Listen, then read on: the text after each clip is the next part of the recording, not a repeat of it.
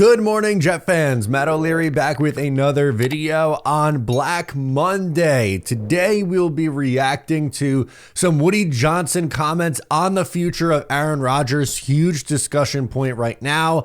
I also have my thoughts on some of the decisions around the league. I know it's usually mock draft Monday, but we've had back-to-back really busy Mondays. Might have a mock later in the day for the second video, but honestly, I feel like with the amount of news that's coming out, we might need to put a pin in the mock for now. But don't worry, mocks will be back very soon. Okay, so Woody Johnson spoke with Brian Costello before the New York Jets season finale. He also gave a quote to SNY, and he will just get right into it. First and foremost, let's talk about Woody Johnson. He was asked if he regretted firing Robert Saleh. Here's what he had to say. No, not at all. I was very, very sure that I was making the right decision.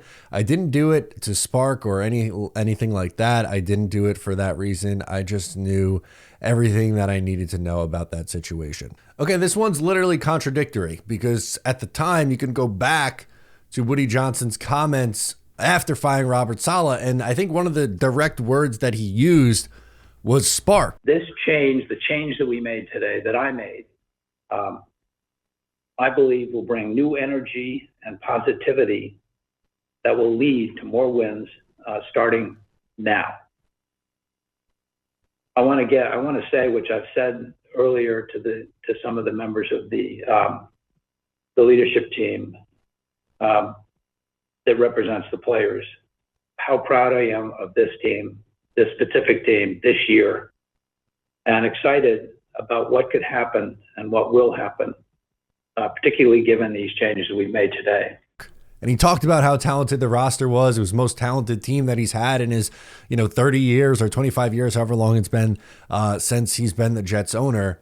He used the word spark. And look, I think a lot more people than I, like excluding me, I guess would be maybe the better way to say it. But I don't hate the Jets firing Robert Saleh. Like, I don't think it would have made that much of a difference. I get it. Jeff Ulbrich stunk and was objectively worse than Robert Saleh. But number one, Robert Saleh was clearly not the answer. And what would the difference have been? They went 5-12. If they kept Robert Saleh, are they going 10-7? No. Maybe best case scenario, they're going 7-10 again for the third year in a row. I don't think that firing the GM and coach in season had this massive trajectory. Like, oh, the Jets were going to be a 10-win team, but they fired Robert Saleh and Joe Douglas. So actually, they ended up 5-12, and there was a 5-game swing by making that decision. That's kind of crazy. Now, if you want to argue maybe a 2-game swing, fine, but I can't get behind that much of a difference. And Breece Hall had some comments after the game, went to social media. The social media Jets had to chime in, and he was like, it's hard to win when your coach and GM get fired in season. Well, they were both here the last 2 years, and they went 7-10 and 7-10. What was the excuse the last 2 years then? That would be my pushback to it. Today's video is powered by Mando. Mando Starter Pack is perfect for new customers. It comes with a solid stick deodorant, cream tube deodorant, 2 free products of your choice, like the mini body wash and deodorant wipes, and free shipping. You guys know I've talked about Mando a lot.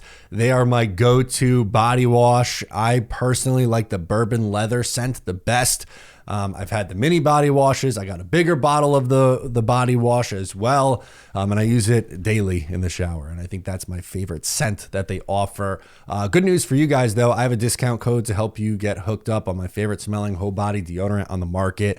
New customers get $5 off a starter pack with the exclusive code O'Leary. That equates to over 40% off your starter pack. Basically giving it away, 40% off. Use promo code O'Leary at shopmando.com. That is shopmando.com/O'Leary. Please support our show and tell them that we sent you when you check out. This next one is the most important quote of the whole thing. Woody Johnson was asked about Aaron Rodgers. He said from a number standpoint, he did okay, except for the most important number, winning games, but that's going to be up to the coach.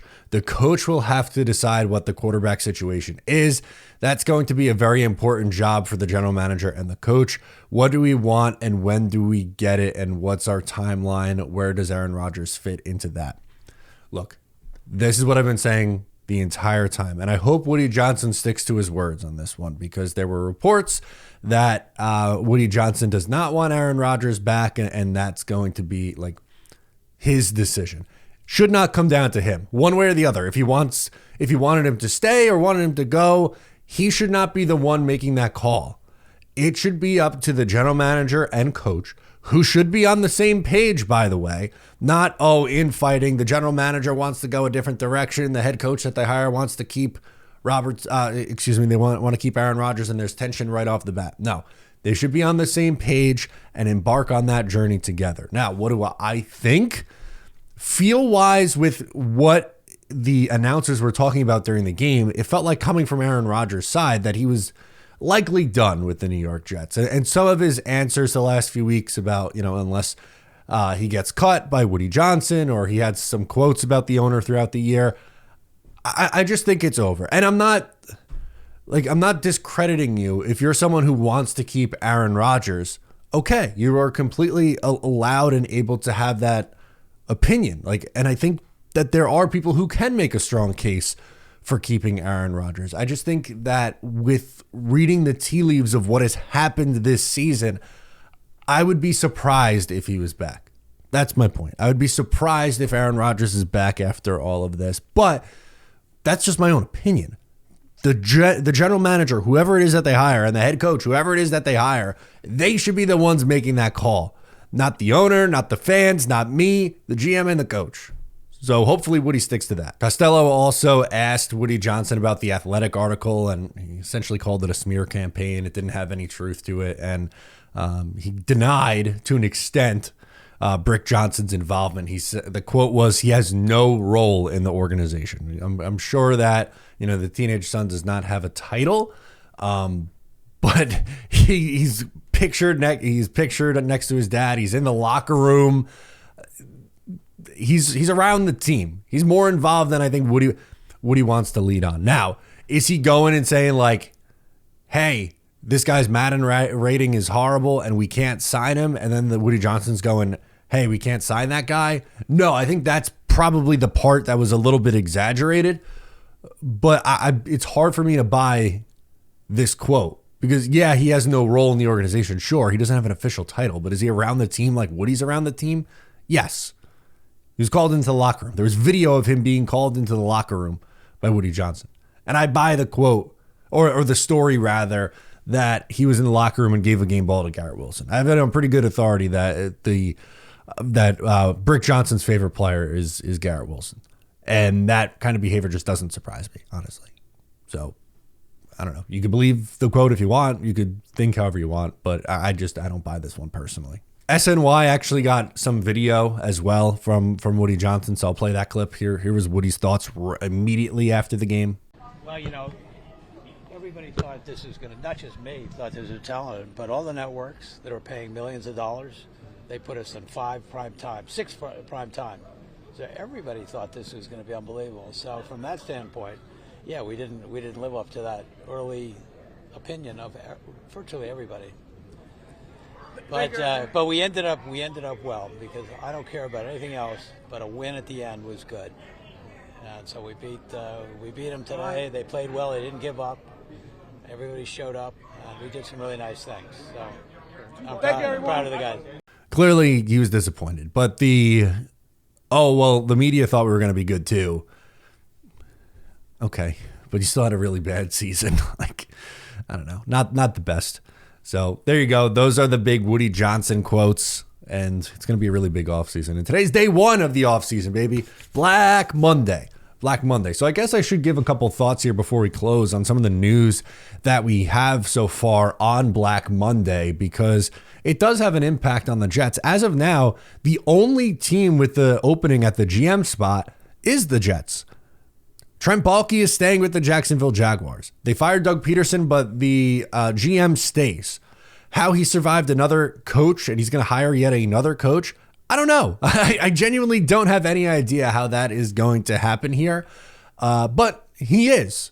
So that's a benefit for the Jets. I think it's ridiculous. I think if I was a Jacksonville Jaguars fan, I'd be upset because I would want both the GM and the coach to be fired, but that's good for the Jets. And then on the Giants side of thing, not only are they retaining Joe Shane, which I thought they were going to do. I personally, I thought they were going to make Brian Daboll the scapegoat, but they're bringing Daboll back. They're running it back with the same crew. It's Joe Shane and Brian Daboll in 2025.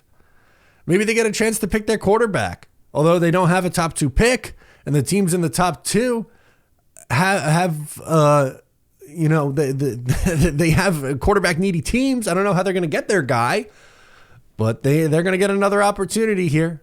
They'll get a 4th year. Okay.